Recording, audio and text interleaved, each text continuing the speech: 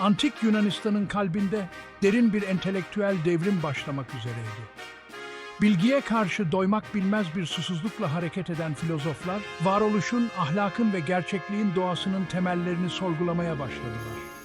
Bu öncü düşünürler arasında Platon, Batı düşüncesi üzerinde silinmez bir iz bırakan felsefi araştırmalarıyla yükselen bir figür olarak durmaktadır.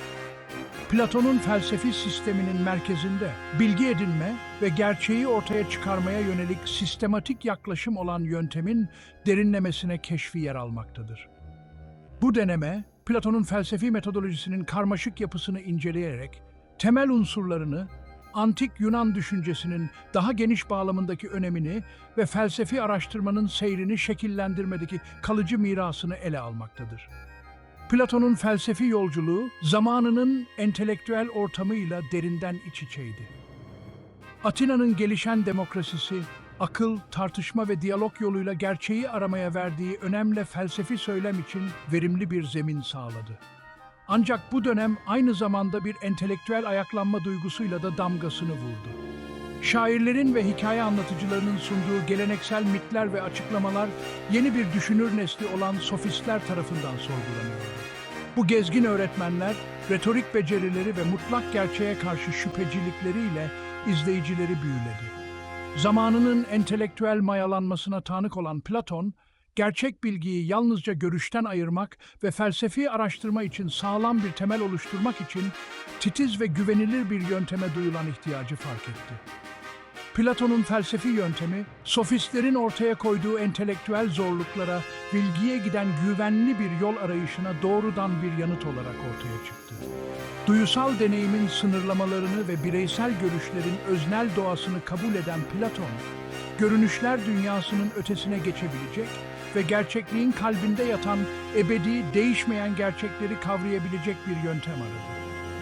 Bu arayış, onu akıl, mantıksal analiz ve bilginin hiyerarşik bir şekilde anlaşılmasına verdiği önemle karakterize edilen kendine özgü felsefi metodolojisini geliştirmeye yöneltti. Platon, diyaloglar, özellikle de akıl hocası Sokrates'in yer aldığı diyaloglar aracılığıyla felsefenin entelektüel tevazu, varsayımları sorgulama isteği ve gerçeği aramaya sarsılmaz bir bağlılık gerektiren disiplinli ve titiz bir arayış olduğuna dair ikna edici bir vizyon sundu. Platon'un felsefi yönteminin merkezinde bilgiye yaklaşımının temelini oluşturan dinamik bir sorgulama süreci olan diyalektik yer alır. Platon'un diyalektiği, Sokratik sorgulama yönteminden derinden etkilenmesine rağmen, selefinin ötesine geçerek, akılcı argümantasyon ve eleştirel analiz yoluyla gerçeği ortaya çıkarmak için sofistike bir sisteme dönüşür. Platon'un diyalektiğinin önemini tam olarak kavrayabilmek için öncelikle onun Sokratik köklerine inmeli, cehaleti ortaya çıkarma yönteminden bilgi inşa etmek için güçlü bir araca dönüşümünü izlemeliyiz. Platon'un akıl hocası ve Batı felsefesinin gelişiminde önemli bir isim olan Sokrates, muhataplarına bir dizi araştırıcı soru sormayı merkez alan kendine özgü bir sorgulama yöntemi kullanmıştır. Sokrates, bu amansız sorgulama yoluyla inançlarındaki çelişkileri ortaya çıkarmayı, varsayımlarına meydan okumayı ve nihayetinde onları ele alınan konuyu daha derinlemesine anlamaya yönlendirmeyi amaçlıyordu. Genellikle Sokratik yöntem veya Elenchus olarak adlandırılan bu yöntem, tipik olarak Sokrates'in bilgisizlik numarası yapması ve görünüşte basit sorular sormasıyla başlıyordu.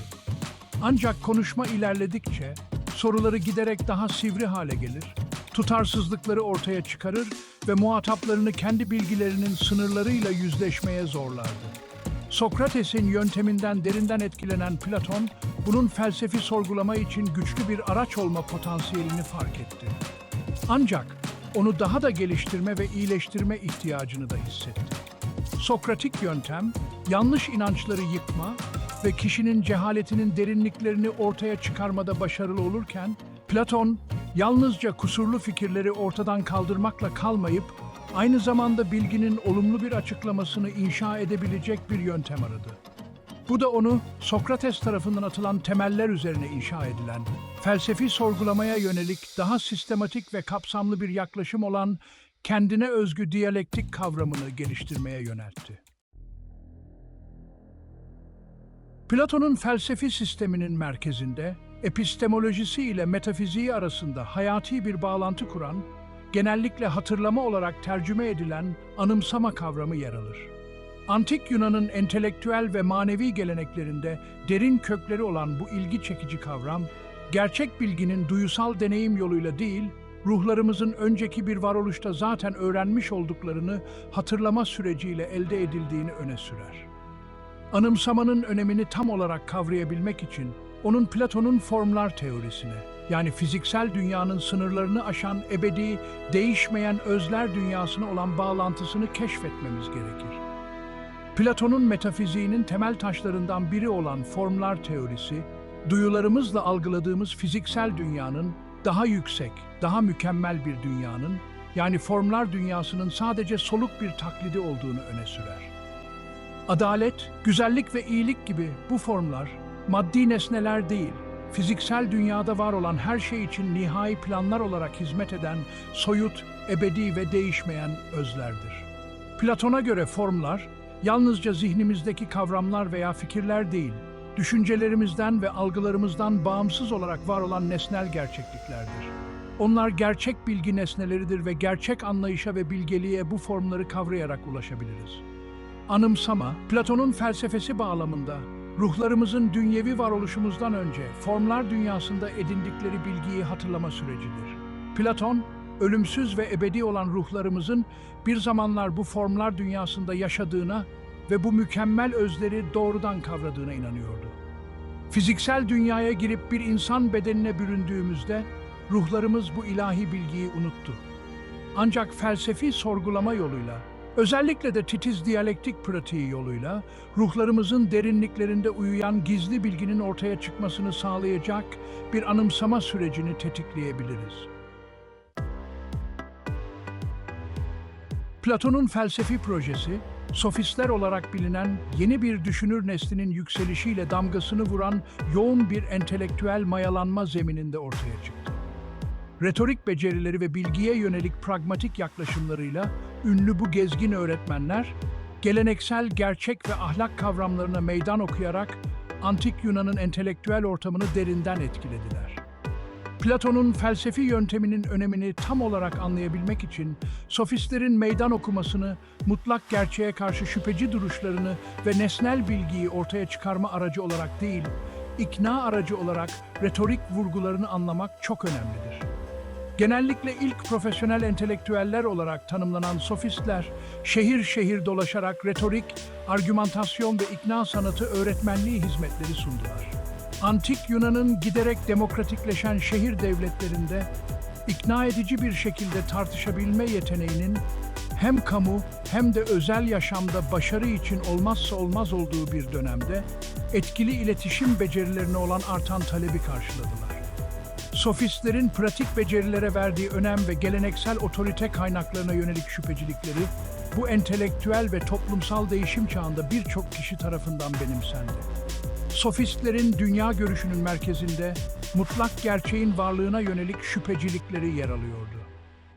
Akıl ve diyalektik yoluyla nesnel bilgiye ulaşmanın mümkün olduğuna inanan Platon'un aksine, sofistler gerçeğin göreceli, öznel ve çoğu zaman argümanın bağlamına bağlı olduğunu savundular. Önde gelen bir sofist olan Protagoras'ın ünlü bir şekilde ilan ettiği gibi, insan her şeyin ölçüsüdür, gerçeğin öznel olduğunu ve bireyden bireye değiştiğini öne sürüyordu. Bu göreceli duruş, geleneksel inançlara meydan okurken, bilginin doğası, ahlak ve toplumun temelleri hakkında derin soruları gündeme getirdi. 5. bölüm, Platon'un yanıtı. Bilgi ve erdeme giden yol olarak diyalektik. Sofistlerin ortaya çıkardığı entelektüel mayalanmaya tanık olan Platon, göreceli dünya görüşlerinin hem cazibesini hem de tehlikelerini fark etti. Retoriğin iletişim aracı olarak önemini kabul ederken, sofistlerin mutlak gerçeğe yönelik şüpheciliğine şiddetle karşı çıktı ve iknanın gerçeği aramanın önüne geçmesine bilginin ve ahlakın temellerine yönelik bir tehdit olarak baktı. Platon, sofistlerin meydan okumasına yanıt olarak kendi özgün felsefi yöntemini geliştirdi ve iyileştirdi ve diyalektiği gerçek bilgiye ve erdeme giden yol olarak merkezine yerleştirdi. Platon için bilgi arayışı yalnızca entelektüel bir egzersiz değil, aynı zamanda erdemin geliştirilmesi ve kişinin tam insan potansiyelinin gerçekleştirilmesiyle ayrılmaz bir şekilde bağlantılı etik bir zorunluluktur. Akıl ve diyalektiğin titiz bir şekilde uygulanmasıyla ulaşılabilen gerçek bilginin, bireyleri dönüştürme, onları cehaletin ve fikrin gölgelerinden, gerçeğin ve bilgeliğin aydınlatıcı ışığına götürme gücüne sahip olduğuna inanıyor. Platon için bilginin bu dönüştürücü gücü, entelektüel dünyayla sınırlı değildi. İnsan varoluşunun ahlaki ve etik boyutlarına da uzanıyordu.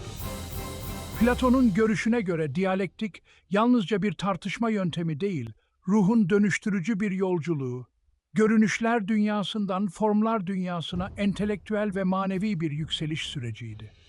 Kavramların dikkatlice incelenmesi, çelişkilerin tespiti ve mantıksal tutarlılığın amansız bir şekilde takip edilmesi yoluyla diyalektik, bireylerin önceden edinilmiş fikirlerini atmalarını, varsayımlarına meydan okumalarını ve gerçekliğin kalbinde yatan ebedi, değişmeyen gerçekleri kademeli olarak kavramalarını sağladı.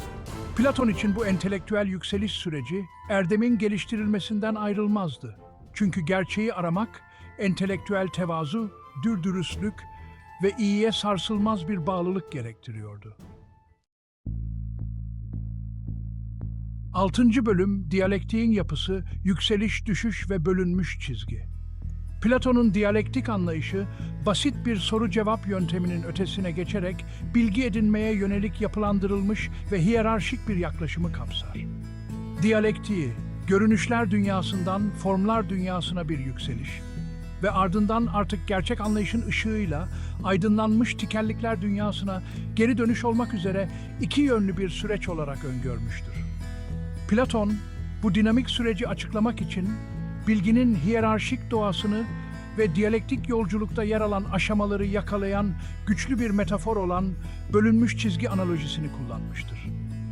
Platon'un devlet diyaloğunda sunulan bölünmüş çizgi, onun formlar teorisinin ve bunun farklı insan biliş seviyeleriyle ilişkisinin görsel bir temsili olarak hizmet eder. Platon, çizgiyi her biri farklı bir varoluş alanını temsil eden iki eşit olmayan parçaya böler görünür görünüşler dünyası ve anlaşılabilir formlar dünyası. Alt parçayla temsil edilen görünür dünya, hayal gücü, kasa ve inanç, pistis, seviyelerine karşılık gelen iki bölüme ayrılmıştır.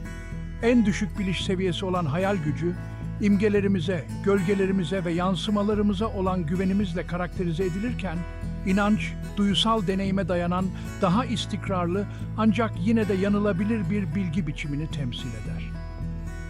Bölünmüş çizginin üst kısmı, düşünce dünyaya ve anlayış olmak üzere iki bölüme ayrılan anlaşılabilir formlar dünyasını temsil eder.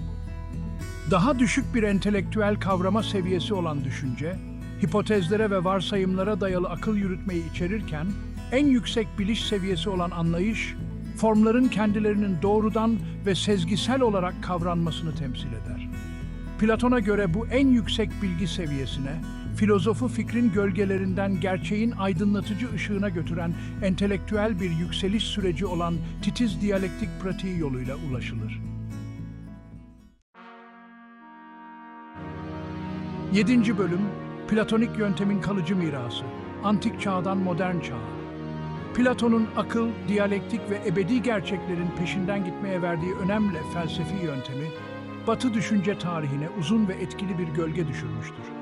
Platon'un ardından ortaya çıkan antik felsefe okullarından, onun fikirleriyle boğuşmaya devam eden modern hareketlere kadar, metodolojik yenilikleri, metafizik, etik, siyaset felsefesi ve bilim felsefesi gibi çeşitli alanlarda silinmez bir iz bırakarak felsefi araştırmanın seyrini şekillendirmiştir. Platon'un ölümünden sonraki yüzyıllarda Atina'daki akademisi, antik dünyanın en parlak beyinlerinden bazılarını kendine çeken canlı bir felsefi tartışma merkezi haline geldi. Platon'un en ünlü öğrencisi olan Aristoteles, nihayetinde kendi özgün felsefi sistemini geliştirirken, akıl hocasının titiz gözlem, mantıksal analiz ve akılcı argümantasyon yoluyla bilgi arayışına olan bağlılığını miras aldı. Helenistik dönemde ortaya çıkan bir diğer etkili düşünce okulu olan Stoacılar, Platon'un erdeme insan yaşamının nihai amacı olarak verdiği önemi benimseyerek etik öğretilerini kendi felsefi çerçevelerine entegre ettiler. Platon'un yönteminin etkisi, antik felsefenin sınırlarının çok ötesine uzanarak Hristiyan teolojisinin gelişiminde, Orta Çağ skolastisizminde ve Rönesans hümanistlerinin klasik öğrenmeyi yeniden keşfetmelerinde iz bıraktı. Hristiyan düşüncesinin gelişiminde önemli bir isim olan Hipponlu Augustinus, Platon'un felsefi sisteminden büyük ölçüde yararlanarak metafiziğinin, epistemolojisinin ve etiğinin unsurlarını Hristiyan çerçevesine entegre etti. Ortaçağ skolastisizminin büyük dehası Thomas Aquinas, Aristoteles felsefesini Hristiyan doktriniyle uzlaştırmaya çalışarak Platon'un öğrencisinin Orta Çağ'ın entelektüel ortamı üzerindeki kalıcı etkisini gösterdi. 8. Bölüm. Sonuç, Platon'un felsefi arayışının solmayan önemi.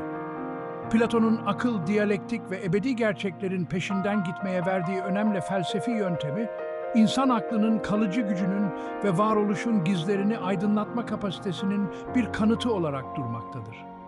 Platon'un felsefi sisteminin belirli içeriği tartışmaya ve yoruma açık olsa da, bilgi arayışına olan sarsılmaz bağlılığı, titiz metodolojisi ve insanlık durumu hakkındaki derin içgörüleri, yüzyıllar boyunca filozoflar ve düşünürler nezdinde yankı bulmaya devam etmektedir.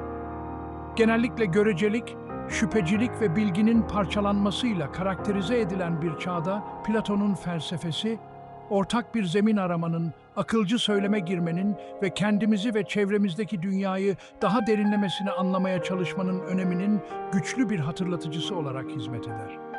Onun bilginin dönüştürücü gücüne verdiği önem, felsefi araştırmanın özündeki değeri olan inancı ve insanın akıl yürütme kapasitesine olan sarsılmaz inancı, bizi hem entelektüel hem de manevi keşif yolculuklarımıza çıkmaya çağırarak ilham vermeye ve meydan okumaya devam ediyor. 21. yüzyılın karmaşıklığını gezerken, yeni etik ikilemlerle, teknolojik gelişmelerle ve hızla değişen bir dünya ile boğuşurken, Platon'un felsefi mirası, zamanımızın zorluklarına yaklaşmak için değerli bilgiler ve zamansız bir çerçeve sunuyor. Onun erdemin geliştirilmesine verdiği önem, kontrolsüz gücün tehlikelerine karşı uyarıları ve hem bireylerin hem de toplumun gelişmesi için eğitimin önemine olan sarsılmaz inancı, insanlık durumunun karmaşıklığını aşmak için kalıcı dersler sunmaktadır.